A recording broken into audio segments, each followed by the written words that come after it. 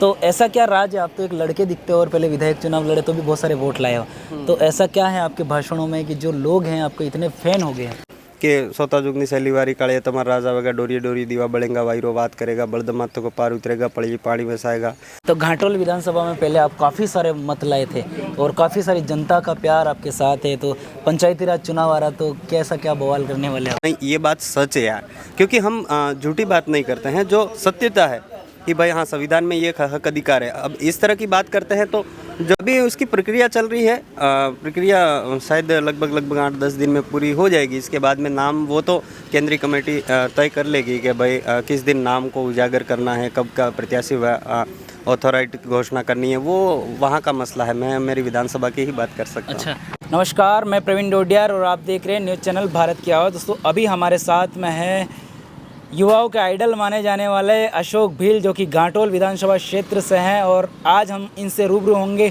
बहुत सारे सवाल हैं, आपके भी कुछ सवाल होंगे, वो इनसे आज करेंगे और इनसे जानेंगे कि क्या हैं इनके जवाब। पहले तो विधायक साहब बोलेंगे आपको। विधायक साहब, बहुत बहुत स्वागत हमारे चैनल में आपका।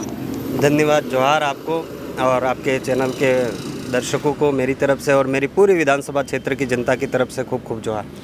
अभी जो प्रोग्राम हुआ था झामली पीपलकोट में प्रोग्राम हुआ था, और प्रोग्राम के से आने के बाद में एक वीडियो बहुत ज़्यादा सोशल मीडिया पे वायरल हो रहा था। उस वीडियो में देखा जा रहा था कि बाहर से कोई लोग थे जो कार में बैठे हुए लोगों के साथ मारपीट कर रहे थे, क्या है वो?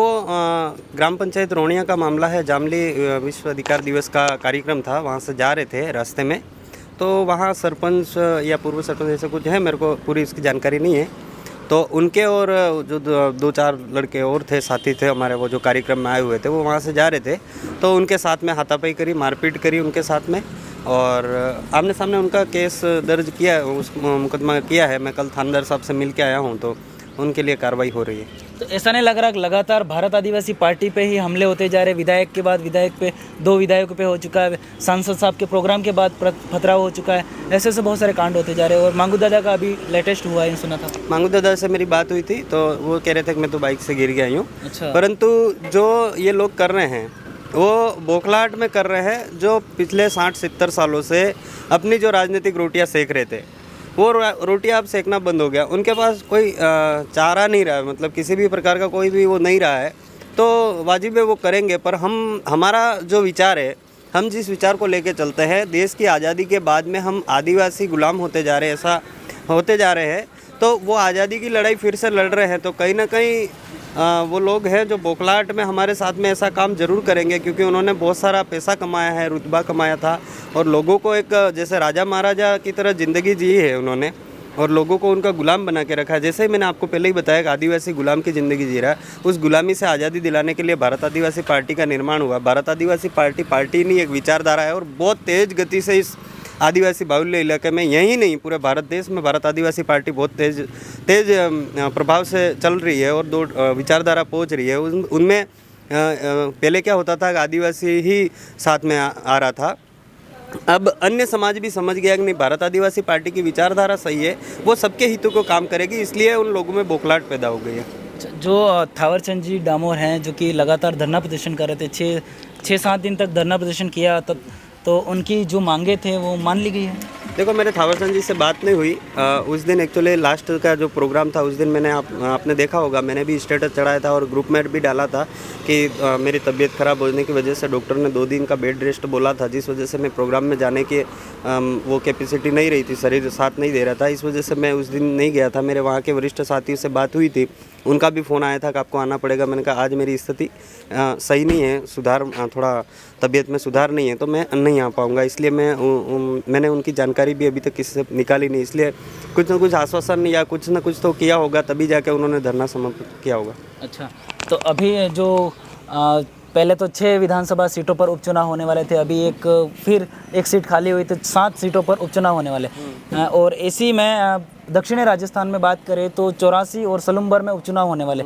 तो क्या लोगों के बहुत सारे डाउट्स हैं कि भारत आदिवासी पार्टी है जो कांग्रेस और या बीजेपी से गठबंधन करके चुनाव लड़ेगी? देखो उनके डाउट्स तो हर कोई, देखो राजनीतिक में किसी भी प्रकार की अफवाह फैलाई जा सकती है, किसी भी के लिए किसी भी प्रकार का ये राजनीतिक एजेंडा होता है। परंतु भारत आदिवासी पार्टी की विचारधारा इतनी तेज चल पड़ी है जिसमें 99% संभावना ये रहेगी कि हम किसी से गठबंधन नहीं करें। परंतु कभी जैसे हो सकता है किसी के पास प्रत्याशी नहीं मिल रहा हो, क्योंकि सबको पता है भारत आदिवासी पार्टी चुनाव जीत रही है, तो हो सकता है वो हारने के लिए नहीं लड़े, ऐसा भी हो सकता है। तो हो सकता है वो समर्थन दे दे, इस तरह का हो सकता है। बाकी तो 99% स्वतंत्र भारत आदिवासी पार्टी चुनाव लड़ेगी। अभी 84 और सलुम्बर की विधानसभा चुनाव की बात कर रहे हैं अपन, उपचुनाव की, तो ये भारत आदिवासी पार्टी का क्या रूल्स है? अगर जो स्थानीय व्यक्ति विधानसभा चुनाव लड़ सकता है या फिर बाहर का भी चुनाव लड़ सकता है? नहीं, स्थानीय ही लड़ेंगे। और भारत आदिवासी पार्टी की जो जनप्रतिनिधि सिलेक्शन प्रणाली है उसके तहत उम्मीदवार का चयन किया जाएगा, और आपके सामने बहुत जल्द उम्मीदवार भी चयन हो जाएंगे, और जो भी उम्मीदवार होगा उसके साथ में पूरी भारत आदिवासी पार्टी रहेगी। कितने समय पहले उम्मीदवार सेलेक्ट कर लेंगे? अभी उसकी प्रक्रिया चल रही है, प्रक्रिया शायद लगभग 8-10 दिन में पूरी हो जाएगी। इसके बाद में नाम वो तो केंद्रीय कमेटी तय कर लेगी कि भाई किस दिन नाम को उजागर करना है, कब का प्रत्याशी अथॉरिटी घोषणा करनी है, वो वहाँ का मसला है। मैं मेरी विधानसभा की ही बात कर सकता हूँ। अच्छा, तो घाटोल विधानसभा में पहले आप काफ़ी सारे मत लाए थे और काफ़ी सारी जनता का प्यार आपके साथ है, तो पंचायती राज चुनाव आ रहा, तो कैसा क्या बवाल करने वाले आप? बवाल तो कुछ नहीं, हम हमारी विचारधारा को, आइडियोलॉजी को लेके हम उस क्षेत्र में काम कर रहे हैं। और आपने देखा होगा अभी पिछले कुछ दिनों पहले जिला परिषद सदस्य का उपचुनाव हुआ, तो उसमें हमारे नरेश भाई मसार विजेता रहे। इसके बाद में लोकसभा में भी आपने देखा होगा 1,28,000 मत हमको वहाँ से मिले। तो वहाँ पे कहीं ना कहीं हम पूरे क्षेत्र में हमारी विचारधारा है जो पहुँच चुकी है, और कहीं ऐसा कोई बाकी है क्षेत्र जहाँ पर हम कमज़ोर है ऐसा फील करते हैं, तो हम सब, हमारी कमेटी पूरी बैठेगी कि भाई हम पूरा बूथ लिस्ट चेक करेंगे कहाँ कहाँ माइनस है, फिर वहाँ जाके हम हमारी आइडियोलॉजी, जो हमारी विचारधारा जहाँ तक नहीं पहुँची है वहाँ तक पहुँचाने का पूरा प्रयास करेंगे। और मेरी विधानसभा में 3 ब्लॉक आते हैं, अभी गंदोड़ा का भी वो हो गया है पंचायत समिति, तो तीनों में हम पूर्ण बहुमत से प्रधान बिठाएंगे। अच्छा, तो अभी हमारे चैनल पर हम कभी लाइव करते हैं, तो लाइव में बहुत सारे कमेंट आते हैं कि अशोक बिल और अशोक बिल का वागड़ी में हमें भाषण सुनना है, इस तरीके से बहुत ज़्यादा फैन फॉलोइंग है। तो ऐसा क्या राज है? आप तो एक लड़के दिखते हो और पहले विधायक चुनाव लड़े तो भी बहुत सारे वोट लाए हो, तो ऐसा क्या है आपके भाषणों में कि जो लोग हैं आपके इतने फैन हो गए हैं? उसमें ऐसा है कि जैसे पहले तो जैसे वोट आए थे उस टाइम जो हम अपनी भिली भाषा है, क्षेत्रीय भाषा को मैंने पूरा वो करके और अपने तरीके से और उस अंदाज में जिन लोगों, हमारे क्या शिक्षा की कमी है हमारे क्षेत्र में, इस पूरे आदिवासी क्षेत्र में शिक्षा की कमी है, तो शिक्षा की कमी की वजह से लोग, हम बात कितनी भी अच्छा कर लेते थे पर जनता उस बात को समझ नहीं पाती थी। परंतु अब क्या है, मैंने क्या किया था कि मेरी पूरी विधानसभा में या जहाँ जहाँ पे भी मैं जाता हूँ तो उस क्षेत्र की भाषा और वहाँ के कुछ उदाहरण ऐसे होते हैं जो, जैसे संविधान के कुछ उदाहरण होते हैं जो अपने आप में रिप्रेजेंट करते हैं, तो वो लोग जिन लोगों ने उस चीज़ को भुगता है तो वो अवश्य समझेंगे कि नहीं ये बात सच है यार, क्योंकि हम झूठी बात नहीं करते हैं, जो सत्यता है कि भाई हाँ संविधान में ये हक अधिकार है। अब इस तरह की बात करते हैं तो जिन्होंने शिक्षा ग्रहण नहीं करा है वो उस बात को नहीं समझ पाएगा, पर जैसे ही अपने क्षेत्र की भाषा है या फिर उस मोहल्ले में, उस गांव में एक घटना तो ऐसी हुई होगी, जैसे कि हम बिली भाषा की मतलब निजी क्षेत्र की बात करते हैं, भाई हमारे पे यहाँ ऐसा नौकरी करने वाला हमारी भाषा को समझ सके, वास्तव में उनके साथ में ये घटना घट चुकी होती है, तो उन लोगों ने बेहतरीन तरीके से समझा। और मैं इस चीज़ को हार नहीं कह सकता हूँ, क्योंकि पहली बार हम भारत आदिवासी पार्टी मैदान में उतरी और 84,000 मत लाना भी कोई छोटी मोटी बात नहीं है। उस क्षेत्र की जनता ने कार्यकर्ता बन के काम किया और मुझे अच्छे खासे मत दिए, और इसके बाद जीतने के बाद तो हारने के बाद तो मैं कम वोटों से चुनाव हारा, तो जिस वजह से लोगों के अंदर एक वो हुआ कि यार ऐसा है, तो फिर उनके प्यार मेरे को अच्छा मिलता है। अच्छा, तो देखो ये अशोक भील हैं जो कि इनको देखते हो आप भी, बहुत ज़्यादा वीडियो देखते होंगे, बहुत सारे कमेंट भी कर रहे थे, और इनके बेबाक भाषणों के कारण ये इनके साथ बड़े बूढ़े भी जुड़े हुए हैं, बड़े बूढ़े लोग हैं जो आदिवासी लोग हैं और अदर समाज के लोग भी जो कि इनकी बहुत ज़्यादा फ़ैन हैं। माओजी महाराज वाला बहुत ज़्यादा चलता है, कहीं पे भी बहुत सारे मैंने वीडियो में भी देखा है कि जो सोता जुगने सैली वारी करके आप कुछ बोलते हो, तो क्या वो सच्चाई, वास्तव में सच्चाई दिखाई दे रही धरातल पे? देखो मैं अकेला ही थोड़ी बोलता हूँ, मैं अकेला ही नहीं बोलता हूँ, वो उस थोपड़े में लिखा हुआ है, तो वो लिखा हुआ है तो वो सच्चाई कहीं ना कहीं सही तो हो रही है ना, तो इसलिए हम वहाँ बोलते हैं। और हम ये भी कहते हैं कि भाई ये सोता जुगनी शैलीवारी है, आपको सबको जागना पड़ेगा। ये हमारी पीढ़ी की आखिरी लड़ाई ऐसा महसूस होता है हमको, क्योंकि हमको पूरी तरीके से ख़त्म करने का पूरा प्रयास किया जा रहा है। तो हम अपनी लड़ाई राजनीतिक लड़ाई ही नहीं, हम अपनी संस्कृति, हमारा जो कल्चर है उसको बचाने की लड़ाई लड़ रहे हैं। महत्वपूर्ण चीज़ ये है कि राजनीतिक शुद्धिकरण तो लाना ही लाना है। भारत आदिवासी पार्टी राजनीतिक शुद्धिकरण तो लाएगी ही लाएगी, पर आदिवासियों का जो आज की तारीख में उनका कल्चर जो खतरे में है, उनके हक अधिकार जो खतरे में है, उनकी लड़ाई भी भारत आदिवासी पार्टी और संगठन लड़ेंगे।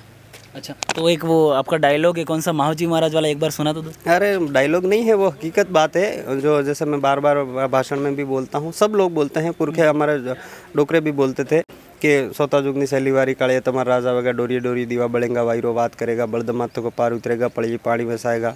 इस तरह की बहुत सारी उसमें किताब में लिख रखे थे। तो उस ज़माने में जब किताब लिखी थी तो एक भजन आया था कि मावजी ते गांडो वाजे महाराज, मतलब ये बातें कहाँ हंसी पड़ेगा, परंतु अब आज के ज़माने में वो बात बिल्कुल सत्य होती जा रही है यूँ।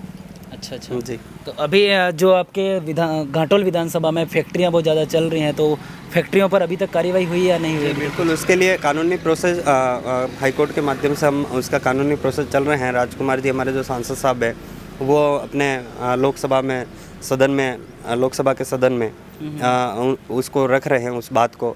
इसके बाद में हमारे जो विधायक जीत के गए हैं वो भी इनके बारे में कहीं ना कहीं बात रख रहे हैं। तो हम कानूनी प्रोसेस से चलेंगे और जो भी court, supreme court, high court, supreme court से लड़ना पड़ेगा हम लड़ेंगे और उस लड़ाई को हम जीतने में सफल होंगे।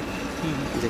तो ये थे दर्शकों हमारे साथ में अशोक भील, जो कि घाटोल विधानसभा से पहले विधायक चुनाव लड़े थे और कुछ ही वोटों से ये इनको हार का सामना करना पड़ा था। और उन्होंने जो इनकी आपके सवाल थे उनके सवालों पर इन्होंने जवाब दिए हैं। और इस पर आपकी क्या राय है कमेंट बॉक्स में कमेंट करके ज़रूर बताना। कैमरे के पीछे उमेश, मैं प्रवीण डोडियार, देखते रहिए भारत की आवाज़। नमस्कार।